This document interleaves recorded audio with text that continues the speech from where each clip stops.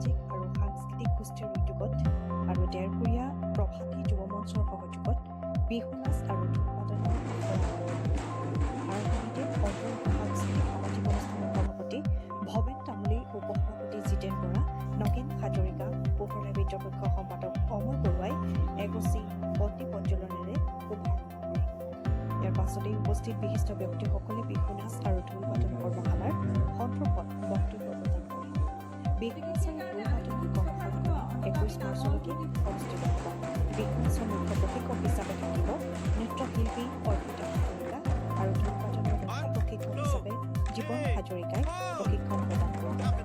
সহযোগী প্ৰশিক্ষক হিচাপে থাকিব পাৰ্থ হাজৰিকা, বিকুল বনিয়া, পংকজ বনিয়া, জিতেন হাজৰিকা প্ৰমুখ। অনুষ্ঠানটিৰ আদৰে অন্তৰ্গত সামাজিক সাংস্কৃতিক অনুষ্ঠানৰ বিষয়ববীয়া তথা ঢোলৰ ৰজা জীৱন হাজৰিকাই। নমস্কাৰ। পশ্চিম যোৰহাটৰ অন্তৰংগ সাংস্কৃতিক গোষ্ঠীয়ে প্ৰতি বছৰে বিহু প্ৰশিক্ষণৰ ব্যৱস্থা কৰি আহিছে। গাঁও অঞ্চলত সিঁচৰিত হৈ থকা বিভিন্ন শিল্পীসকলক একত্ৰিত কৰা, সেইসকলক ঢোল বাদন, পেঁপা বাদন, বিহু নাম শিকোৱাৰ এটা প্ৰচেষ্টা চলাই আহিছে।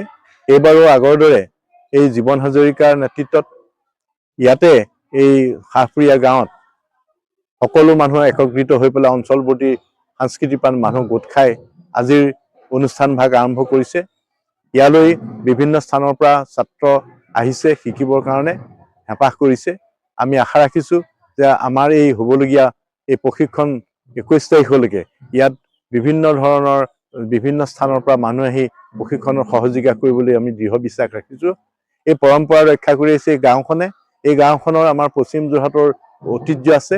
ইয়াত বহুতো ঢুলীয়া আছে, বহুতো পেঁপা বাদক আছে, ইয়াত বহুতো নাচনি আছে। আৰু জীৱন হাজৰিকাৰ এই অঞ্চলৰ পৰাই, এইখন গাঁৱৰ পৰাই ওলাই গৈ পেলাই বিভিন্ন স্থানত অসমৰ তথা ভাৰতৰ বাহিৰতো তেওঁ ঢোল বজাইছে। এই অঞ্চললৈ এটা ভূয়সী প্ৰশংসা আনিবলৈ সক্ষম হৈছে।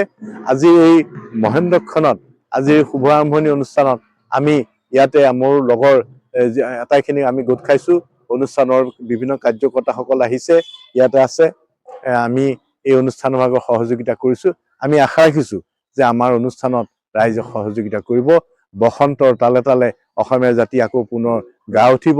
ঢোল পেঁপা গগনাই সমগ্ৰ অসমীয়া জাতিৰ পৰিচয় দি অসমক বিশ্বৰ দৰবাৰত সংস্থাপিত কৰিবৰ বাবে এটা প্ৰবল আহ্বান জনাই আজিৰ মহান ক্ষণত সকলো অসমবাসীক আগতীয়াকৈ ৰঙালী বিহুৰ শুভেচ্ছা জ্ঞাপন কৰিলোঁ। ধন্যবাদ। অন্যতম সা সুবিধাৰ থকা খোৱাৰ নিৰ্ভৰযোগ্য কল্যাণী হোমষ্টে আৰু JKS মান্নাত হোমষ্টে। আপোনাৰ পৰিয়াল, ছাত্ৰ ছাত্ৰী, বিভিন্ন কৰ্মত নিয়োজিত ব্যক্তিসকলৰ বাবে থকা খোৱাৰ লগতে আৰামদায়ক সা সুবিধাৰে কল্যাণী হোমষ্টে আৰু JKS মান্নাত হোমষ্টে। আমাৰ ইয়াত আপোনাৰ প্ৰয়োজন অনুসৰি খাদ্য নিজে প্ৰস্তুত কৰাৰ বাবে আছে আহল বহল উন্নত মানদণ্ডৰ পাকঘৰ।